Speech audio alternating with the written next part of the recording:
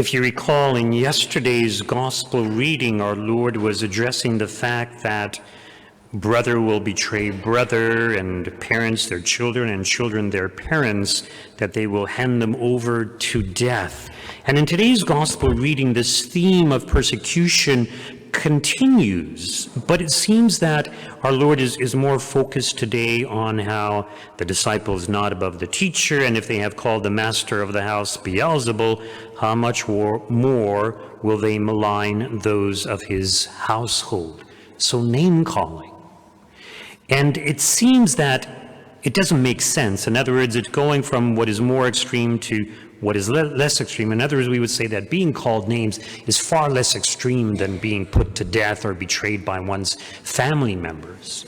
But you see, our Lord is very clever here. So yes, he's telling us we're going to be persecuted, but the reason he leaves this to the latter part is because this is actually more dangerous, more of a threat to us, to be called names. And you might think, well, what's the big deal about being called names? But you see, it all boils down to peer pressure.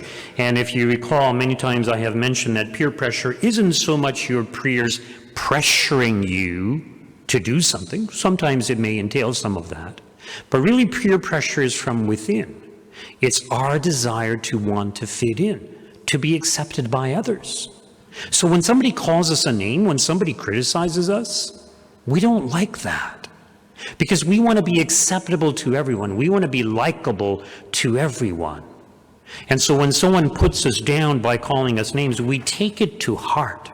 Even more so than when someone physically attacks us. When someone physically attacks us or even puts us to death, we might say, okay, well, that person is just full of hatred.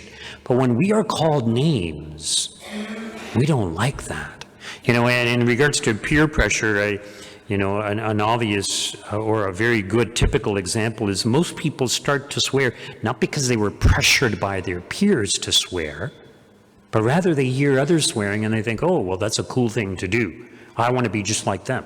So they start saying bad words on their own, which of course is not a good thing. But it's once again this desire to want to fit in, to be part of the group, to be accepted by the group.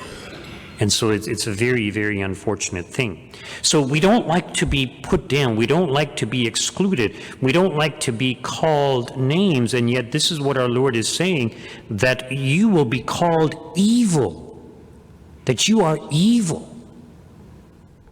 So I pointed out yesterday, as Christians, we do good.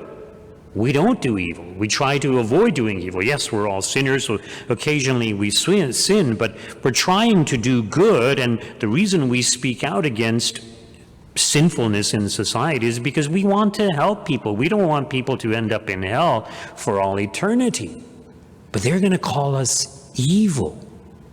And our Lord, he knows that often we're very weak when it comes to this psychological pressure of wanting to be part of the group. During the COVID pandemic, various people were speaking out that, all these lockdowns, they weren't really stopping the spread. They weren't doing any good. In fact, they were causing more harm.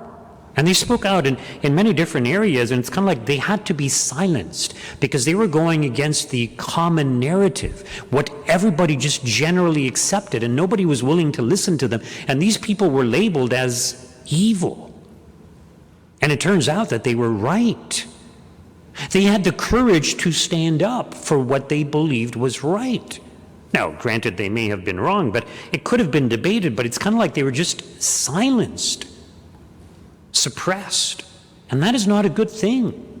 So we need to be able to speak out, and we need to have the courage to proclaim the truth, even in the face of opposition, even if people are going to call us old-fashioned, superstitious, or foolish for believing the things that we believe. We have tons of evidence in support of our faith. We need to be strong in our faith. We should be very much on guard against this peer pressure, this influence of society that everybody must conform, that everybody must just agree, that everybody must be politically correct. No. We have to have the courage and the conviction to proclaim the truth, no matter what opposition, no matter what name-calling we may have to face. And our Lord warns us against it. Notice how our Lord ends by saying, everyone who acknowledges me before others, I also will acknowledge before my Father. But whoever denies me before others, I also will deny before my Father in heaven. In other words, the pressure will get so great that people will fail to acknowledge our Lord in the public sphere. They will deny our Lord. When put under pressure, they will deny our Lord. So let us be strong in our faith, in our convictions. Just a brief reminder, I will be away from July 17th to the 28th. We will have the Mass schedule as usual. There will be various priests coming in to fill in for me.